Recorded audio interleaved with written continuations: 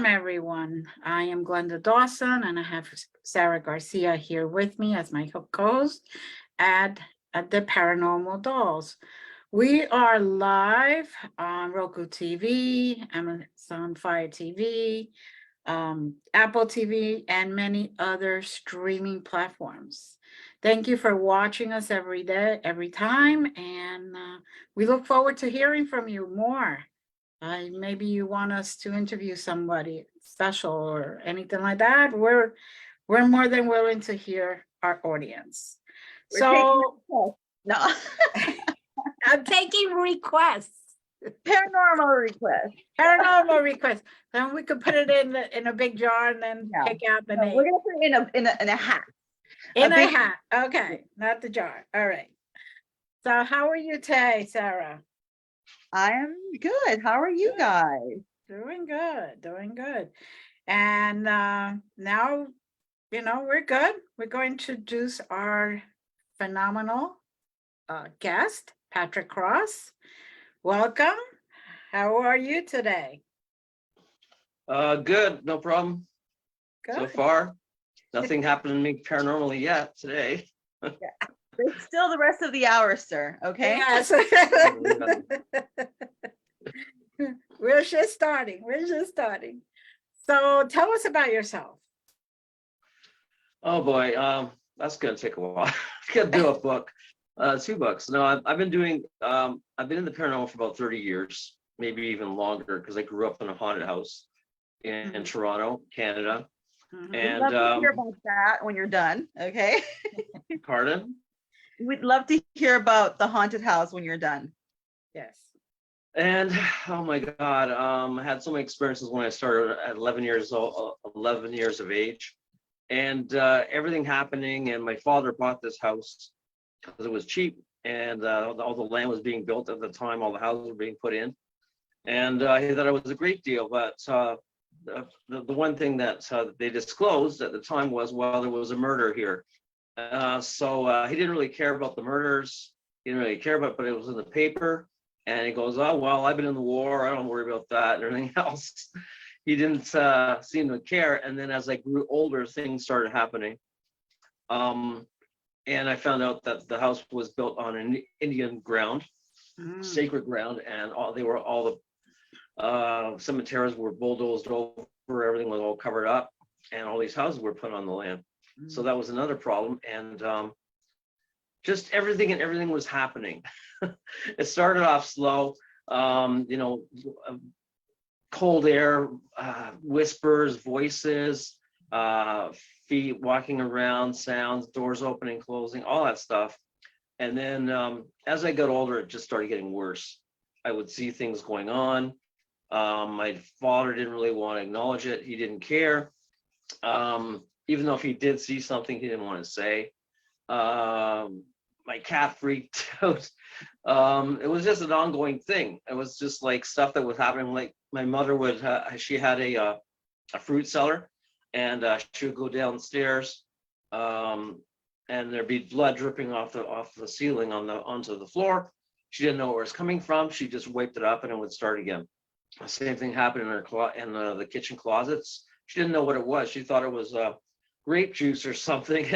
And that as you know, if you found out when somebody dies, the blood turns into sugar and solidifies, and it turns like a sugar as opposed to a red. So it's pardon? Yeah, exactly. So all this was happening, and she would just wipe it off, and it would happen again. So everything that happened in the movies was happening to me, and this was before that was happened in the movies. So a lot of the stuff that people would see on Poltergeist and things wasn't always made up. It was actually, I disclosed a lot of this to media and television at the time, because they wanted to know what was going on, and they investigate and all this stuff. And when the walls start moving and hands coming out, and the walls are actually moving like inside, and you see a hand in the wall, and it's, throbbing and things crawling up the ceiling, all this stuff was happening before anything was even happening back in the 60s and the 70s.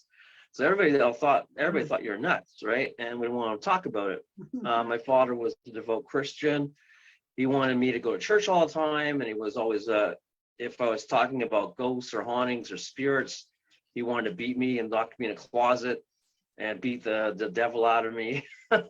All this stuff was going. So I had a pretty wild, bad child, growing up. Mhm. And the only way I kind of got out of all this was to, I got into music and playing guitar. And that was my solitude, to get away from it all. And I had to lock up my room and keep my dad out. And the only time you actually really acknowledged something was when we have these saloon doors, for doors for rooms and stuff. The doors are just swing back and forth. There's no way it can stand open. So when they actually stood open, it's like, then he tried to pull it, he tried to push it down, and he goes, well, that's it, the ghost did it. So I finally said, yeah, you finally acknowledged it. But he always said the house was settling. He would never acknowledge it. You'd hear stuff. I hear screams in the basement. The true story is that the people that were there before, there was a daughter and a mother and a father. And the daughter was dating some guy named Greg Barton at the time.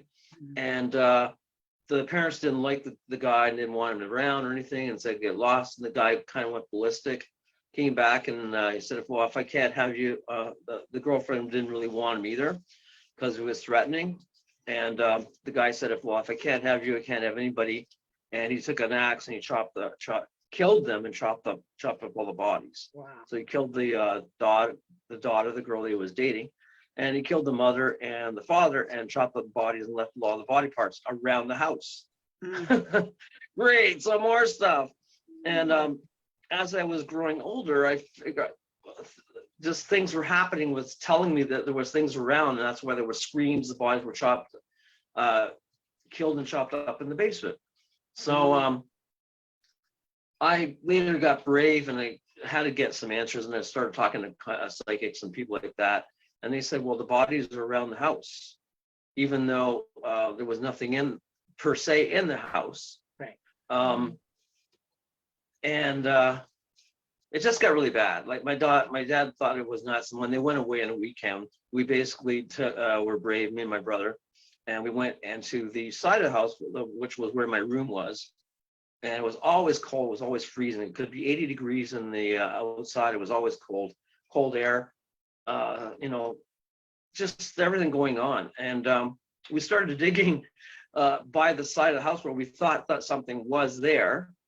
And as we dug about 4 feet down, my brother was with other guys. We were all together trying to dig this up, and my parents were away for the weekend. So as we dug, we finally hit something really hard. Mm.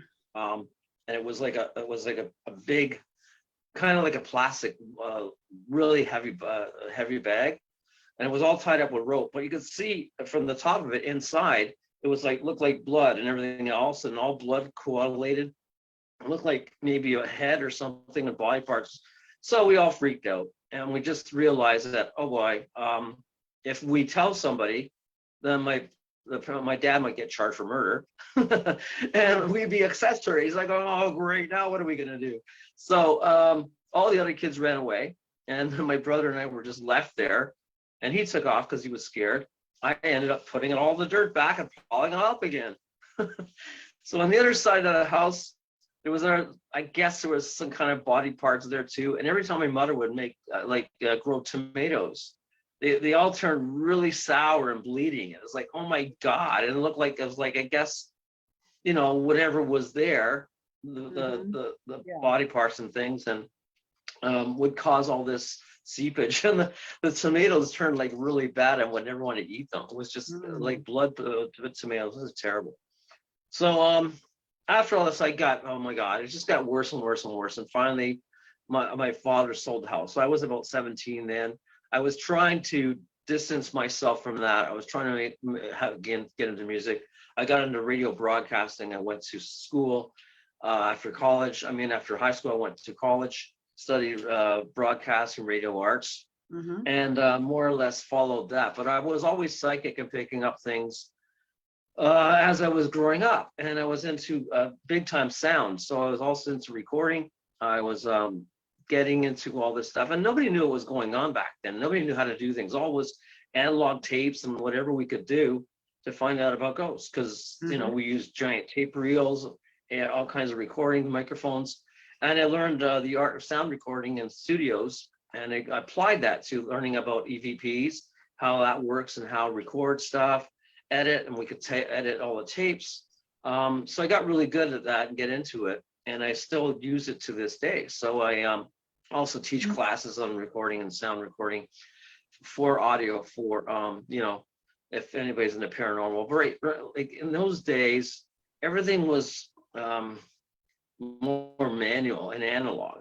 And I think it was a lot better because everything now is compressed. So there are some good things that are used for devices and techniques, but a lot of it's compressed. So you're going to lose all the high end and the low end.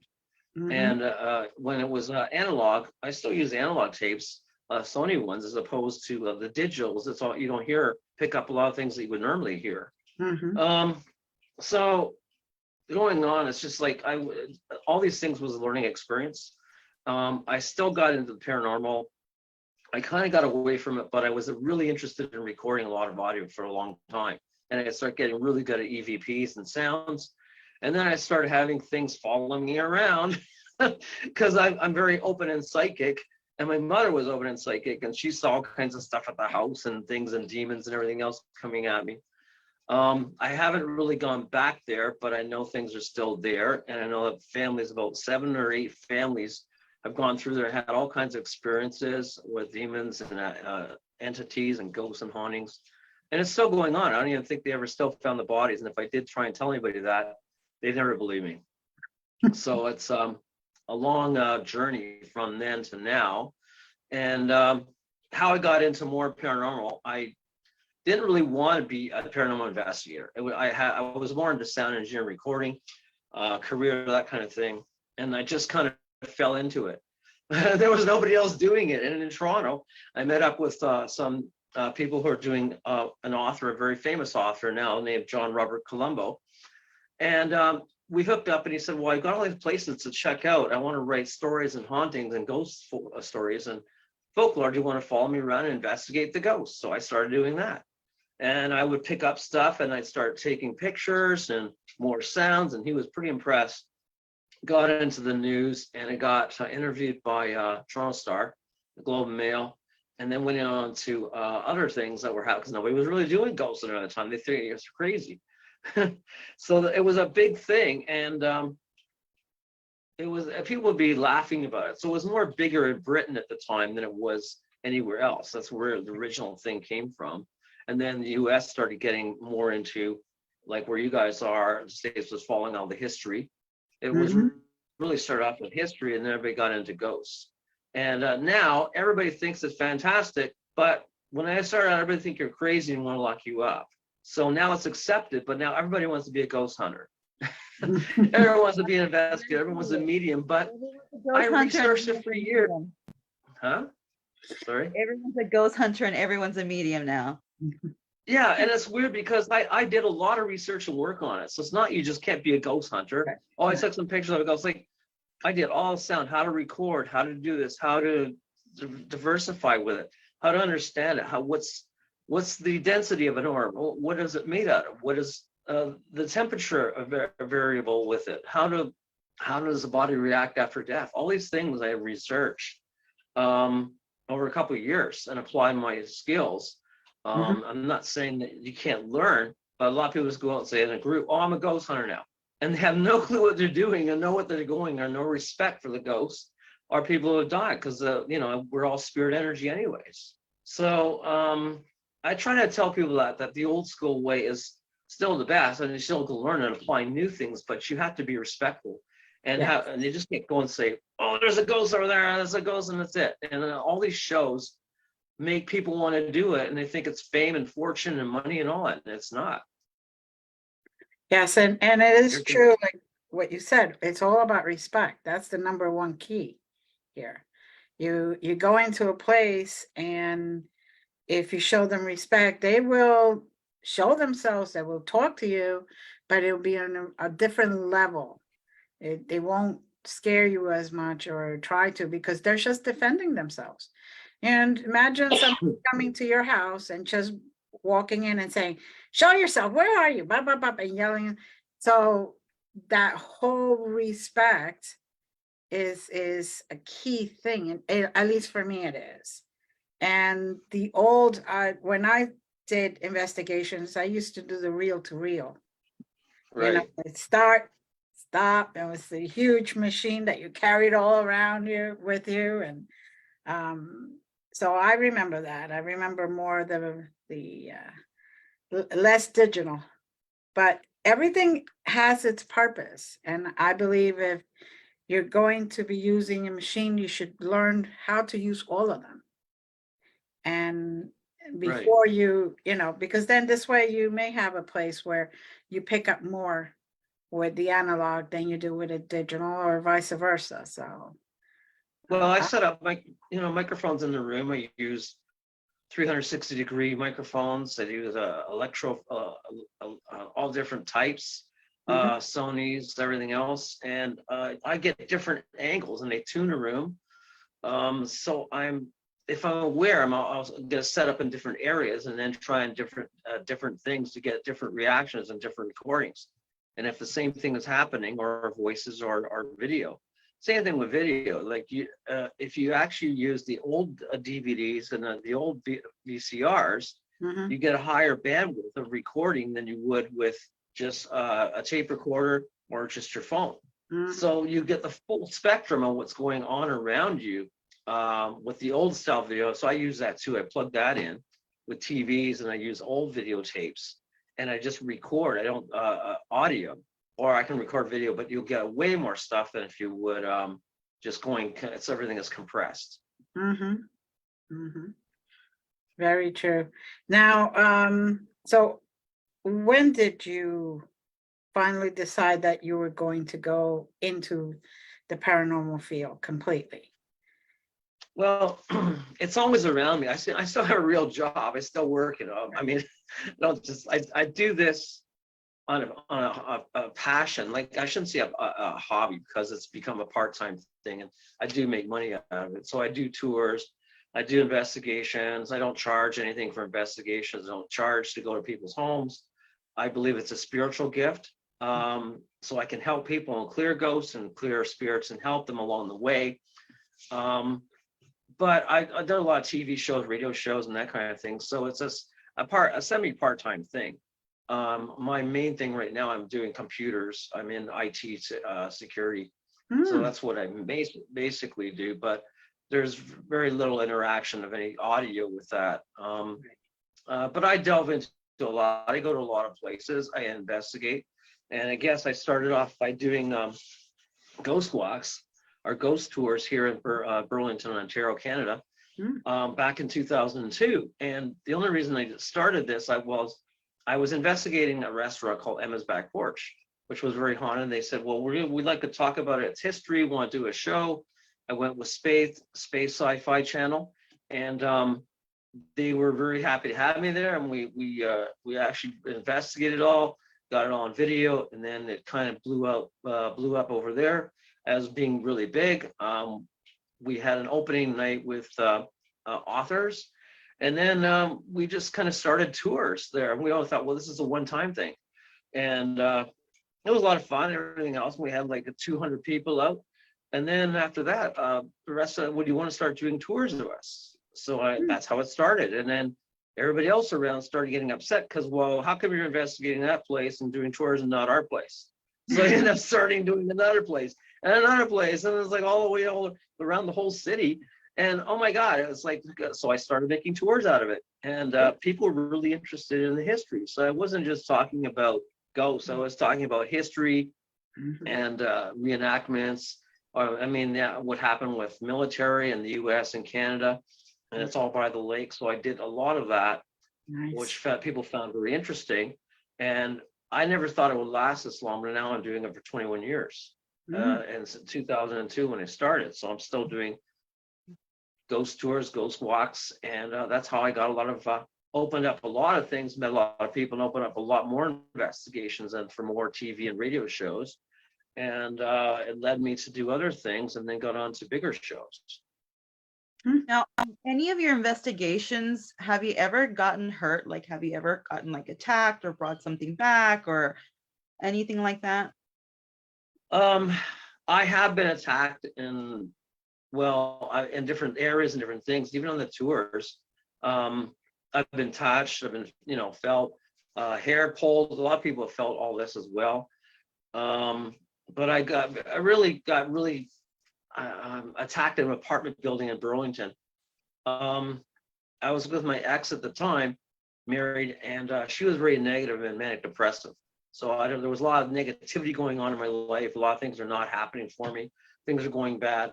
I was living in this apartment, and it was again built on Indian ground, and the whole building was like, it's just bizarre. It was like all kinds of Indians and everything underneath in the ground, and a lot of spirit, demonic energy going through, and entities. And I experienced this in my apartment, and it just was really, really bad. I just felt this thing was attacking me, and that's part of one of the stories I'm putting in my book.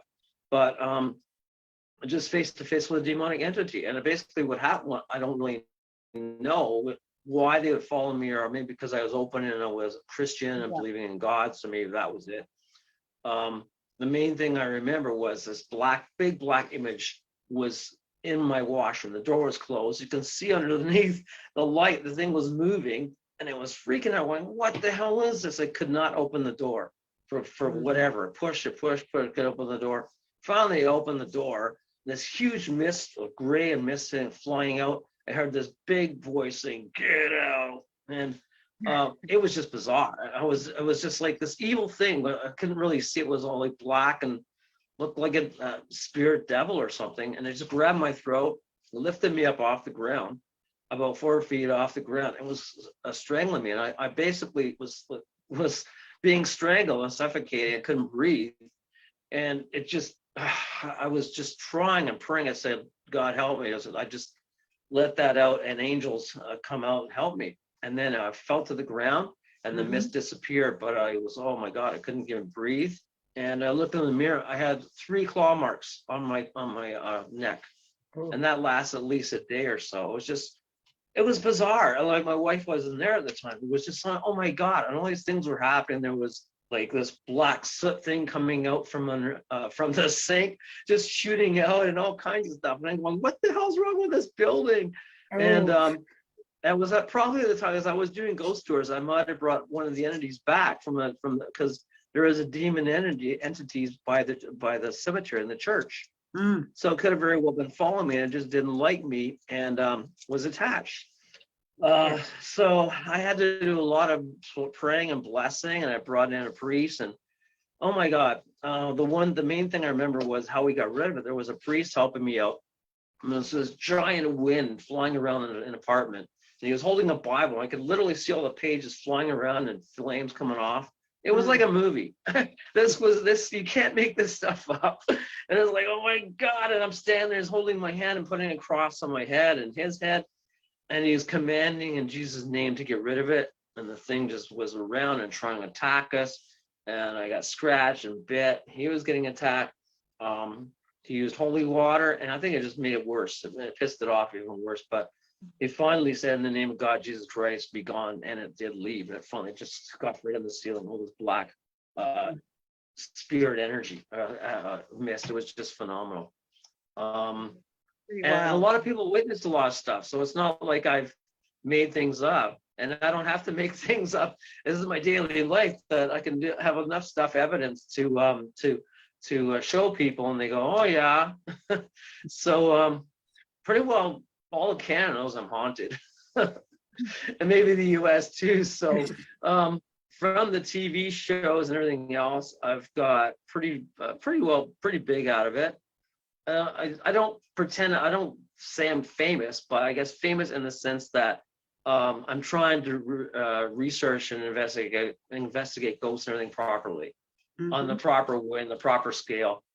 And media and television comes with it, of course. Now, you have a little partner that you take around with you, Boo. So tell us about Boo. Oh boy. And um, in honor okay, of Boo, I never I really got also into have haunted a dolls. haunted doll. I have a few, but this is the most active one. So they need to go on a play date sometime. We'll ship her off to Canada.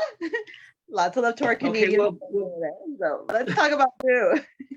okay, well, Boo is a black doll, and it's very rare to find black dolls. It's from the 1800s, and my friend, she basically collects dolls and had dolls all her life. And back in 2019, she called me and said, like, I really got to know what these dolls are doing. They're talking to me. They're haunted, and I was really curious. She didn't get Boo until the Christmas of that year, and all the dolls are kind of like normal. Like they're all children in the dolls. They're always, we got a lot of recording sound of them.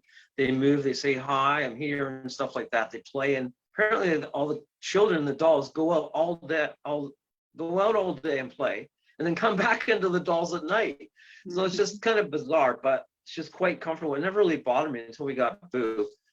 She got Boo in the mail from a woman who had a haunted house or a haunted place with dolls that were haunted, and she wanted to get rid of it because Boo was just being a bad, like, it would cause destruction, it would blow up things.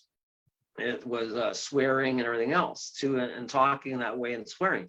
So she didn't know what it was, and the woman sent it to her, and she got Boo. And then as soon as we got Boo, I didn't really think anything of it because he looked so cute. How could this doll be like, demonic or evil? Mhm. So the next day that she actually had it, Boo blew up the stove. Like it was just, the whole thing went up. It destroyed it. And she thought that was odd, that just before Christmas. And then a couple days later, Boo destroyed the garage. The whole garage door fell off. Wow. So I was going over there trying to figure it out, and I was trying to talk to it and explain, and say, what do you tell us about your life? And it became very miserable, and it was just a bad doll, and you want to smack it in the head, really. And it kept swearing, and I found out it's an older male who either died tragically or a serial killer or somebody, maybe in his late 30s, and he was just a mean kind of guy, and he's mean in death, and he's not necessarily evil, but he hates everybody and hates everything.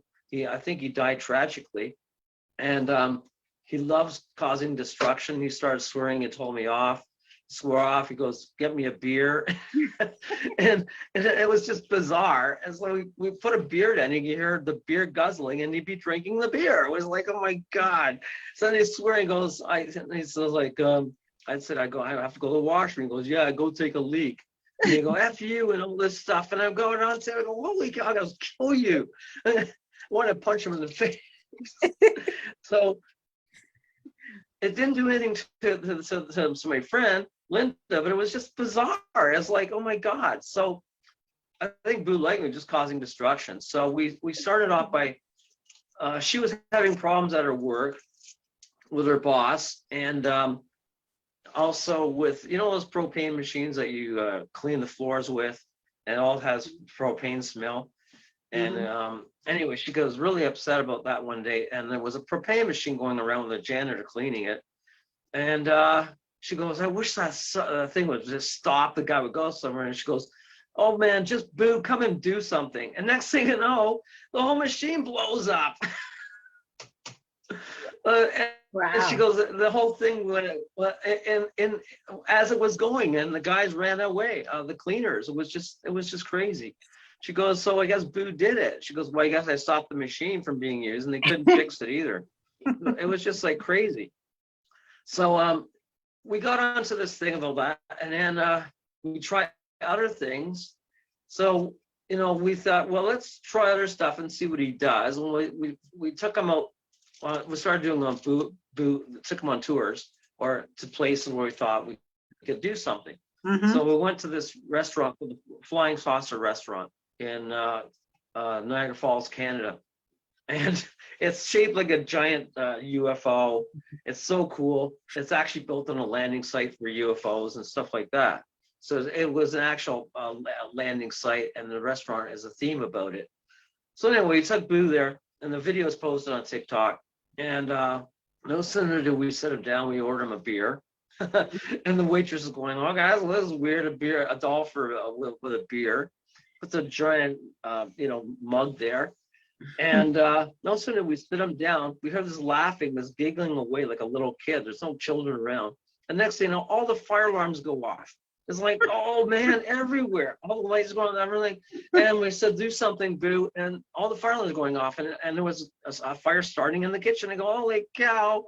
And we're looking at Boo. Did you do that? And it's like, you hear the little laughter going around. So I go out and I take my phone and video taping all the fire department comes there, the police come, and they all try and figure out what's going on. They put out the fire, and then we all said, "Well, Boo did it," and they all start laughing. And they says, "Never happened like that before at all. There was no explanation why all the alarms would go off. A fire starts in the kitchen, and they don't even know what his little voice is like laughing about." And it's just so coincidental, all these things that happen. So we know that Boo did it. We recorded it. So we got on this thing that we're going to do the event.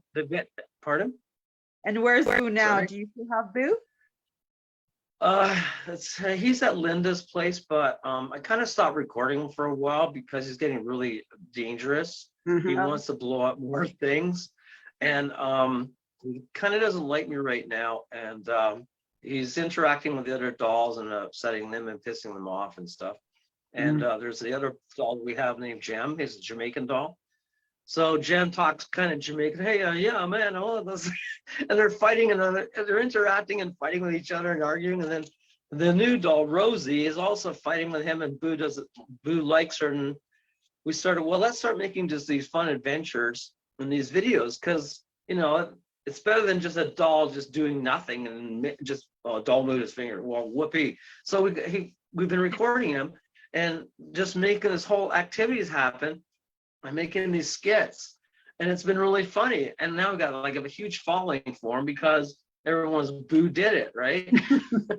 So he's an alcoholic drinking, swearing doll.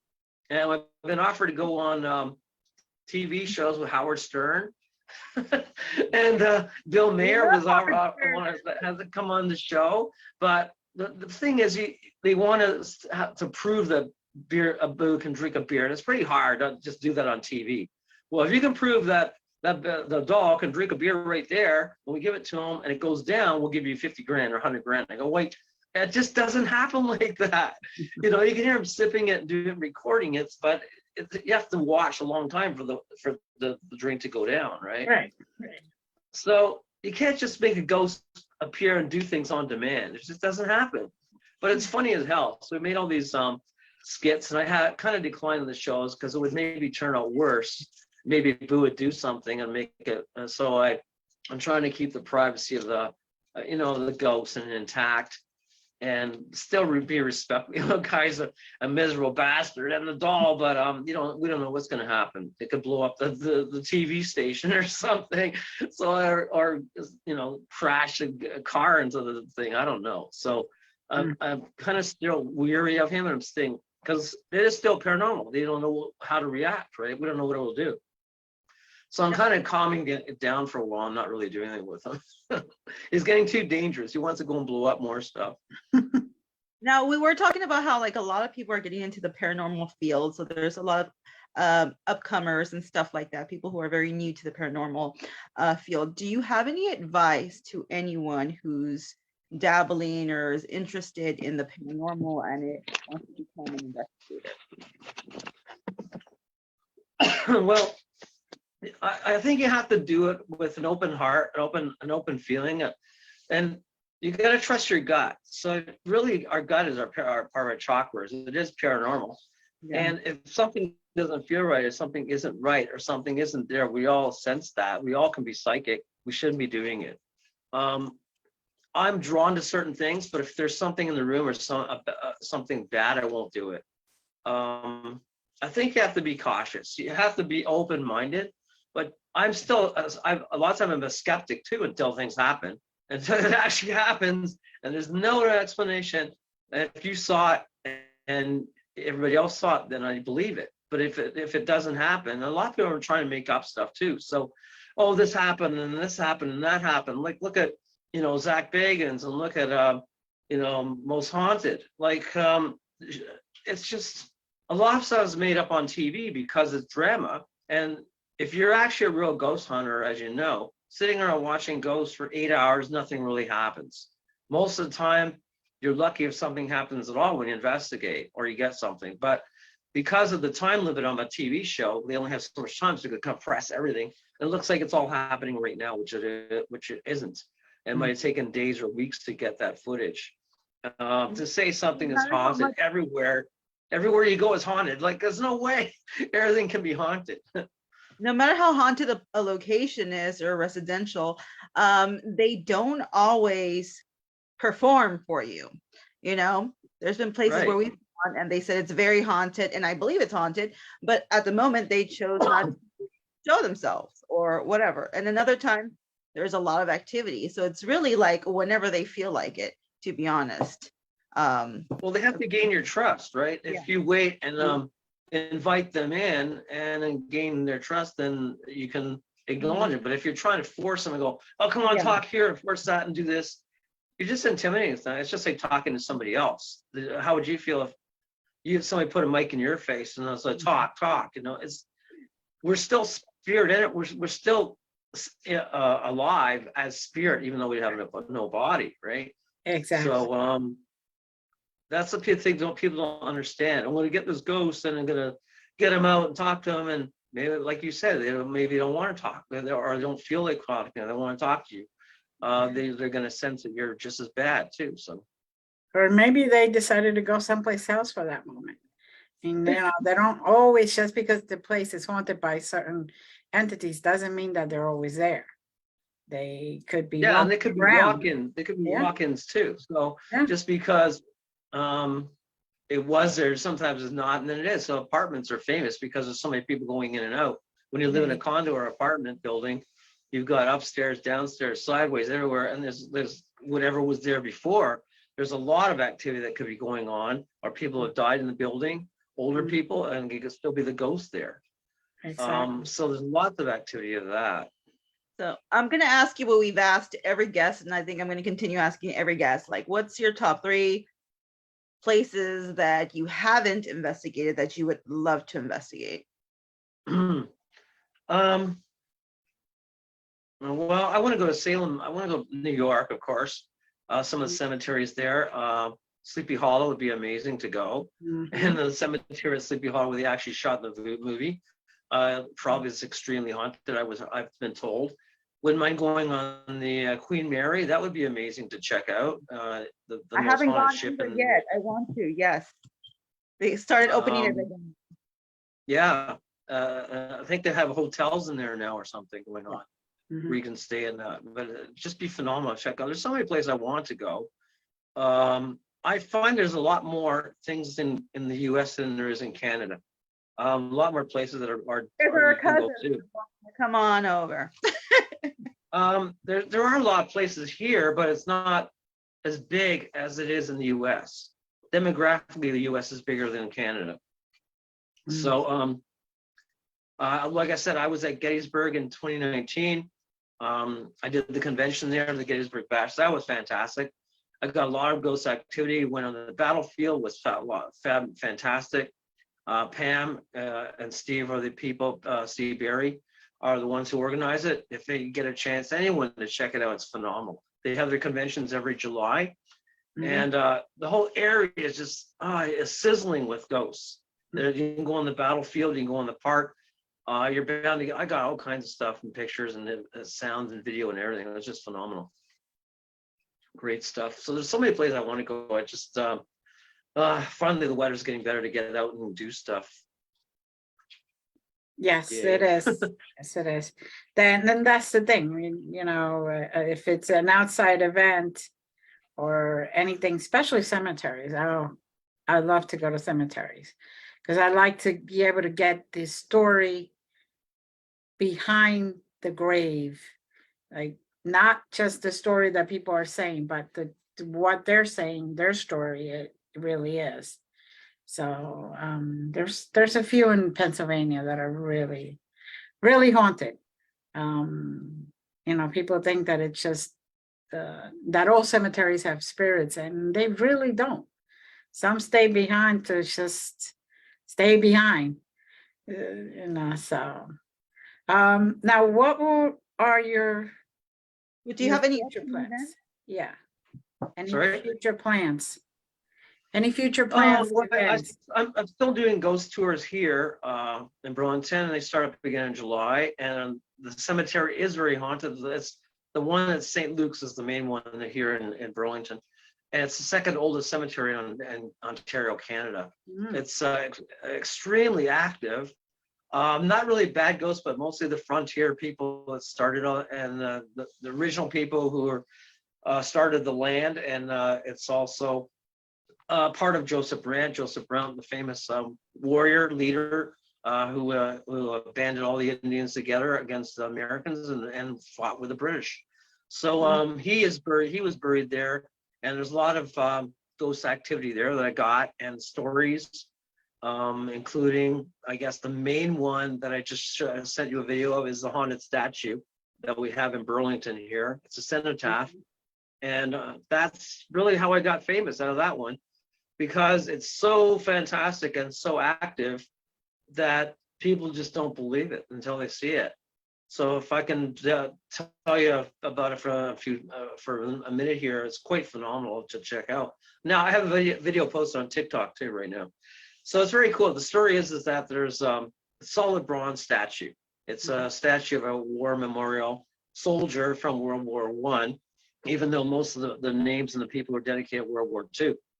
And story goes that this people have always heard voices and sounds and walking and marching and shooting and guns and voices and talking around the statue, and nobody figured it out. So I delved into it, started talking about it, starting doing a tour around it back in 2002 and 3.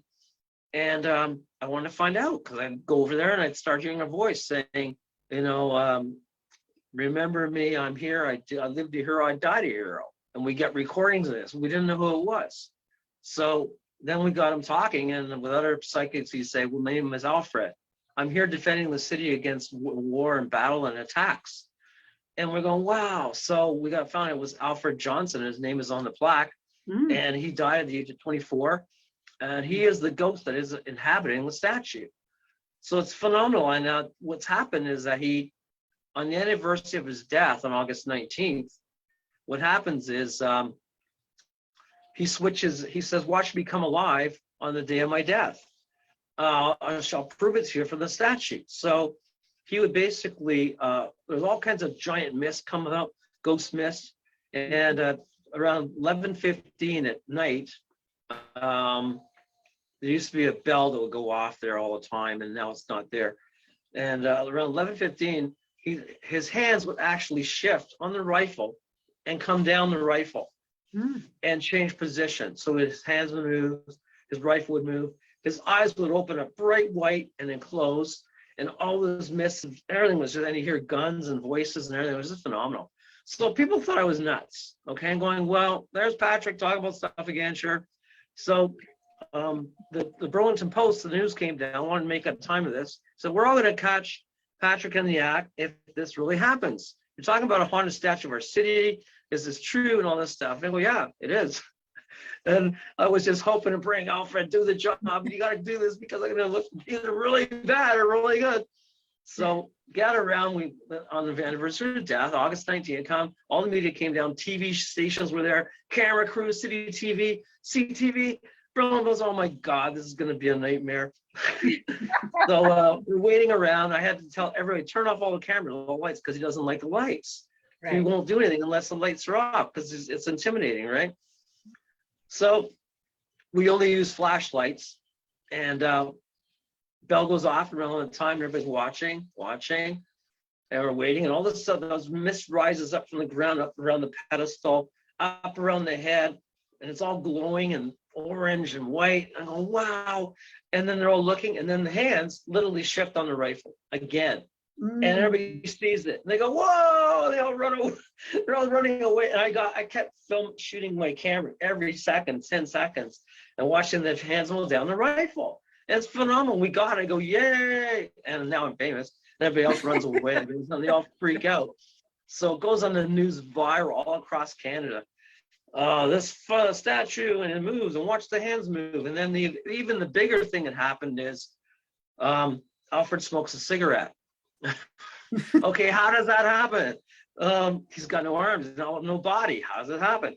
Well, it all happened because Jim was an investigator with me, smoked a cigarette, was leaning on the statue one day. He drops it, and he looks to pick it up, and the whole thing just goes zoom all the way down. And Jim goes, what happened there? So he gets another cigarette, and he lights it, puts it on the ground, thing goes zoom, just like that. It goes, whoa! So we get another cigarette. We hold it up, and we go, Alfred, do you want a cigarette? Is this you? And he's like, I guess he's acknowledging it. And there starts smokes coming out of his mouth, out of his eyes, out of his head.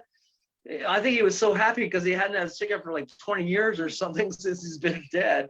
So we hold it up, and the thing just starts smoking and smoking, and the embers are going and puffing away, and there's nobody doing it, and there's no wind.